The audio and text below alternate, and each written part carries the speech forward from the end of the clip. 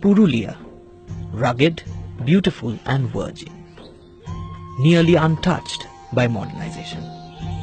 Purulia, one of the poorer districts in West Bengal. Purulia, waiting to join the rest of India in the march of development.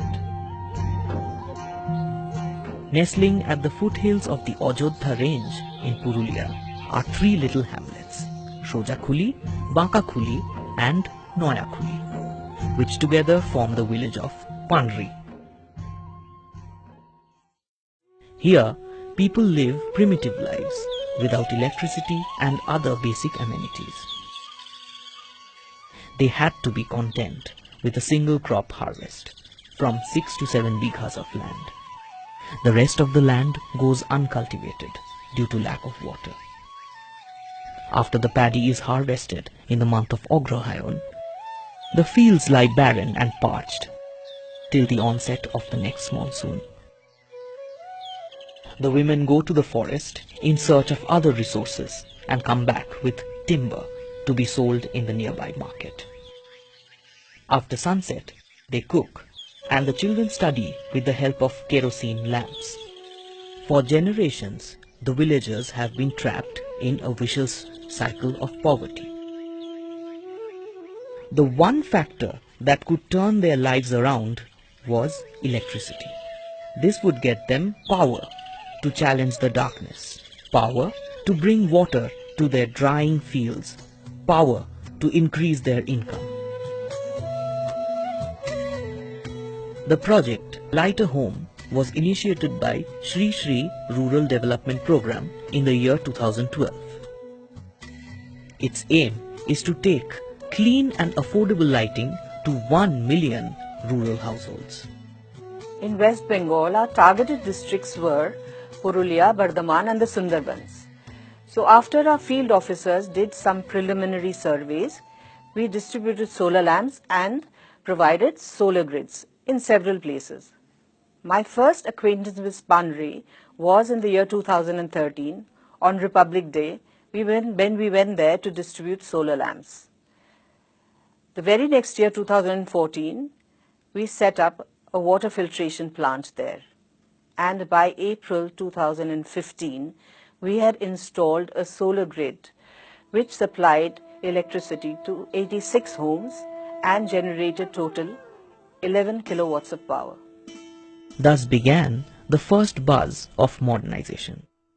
The concept of Shromdan or voluntary service on the part of the villagers was introduced to take the project to completion. It was the villagers' proud contribution to the project. The solar grid stands as a proud testimony to the villagers' labor of love.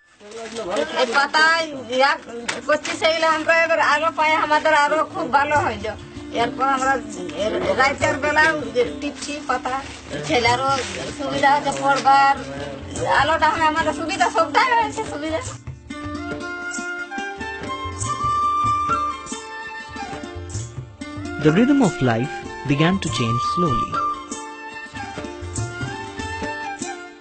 When I first entered Panri, the villagers told me, "Didi, we don't really need solar lamps.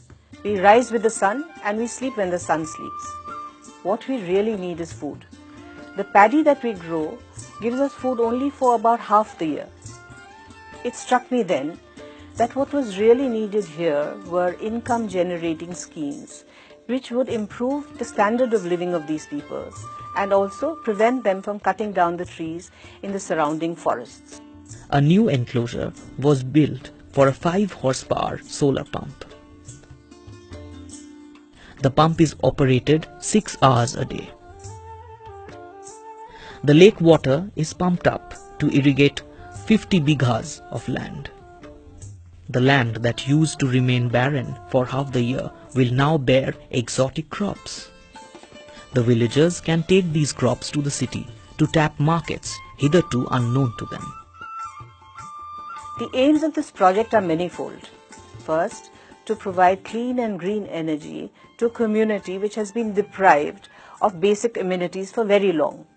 Secondly, to increase the area under cultivation and to increase the yield through improved agricultural techniques, thereby increasing the total household income by at least 10% in the first year.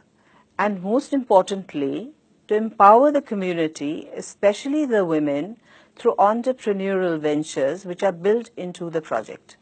This is part of CORE, Community of Rural Enterprise, which is an Sri Sri Rural Development Program initiative, which actually makes most projects sustainable.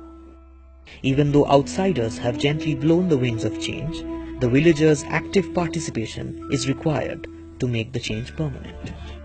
The women have been taught to take care of the solar pump and rice hulling machine. Part of the income earned from these activities would be kept aside for maintenance and upkeep. The rest of the money is their income.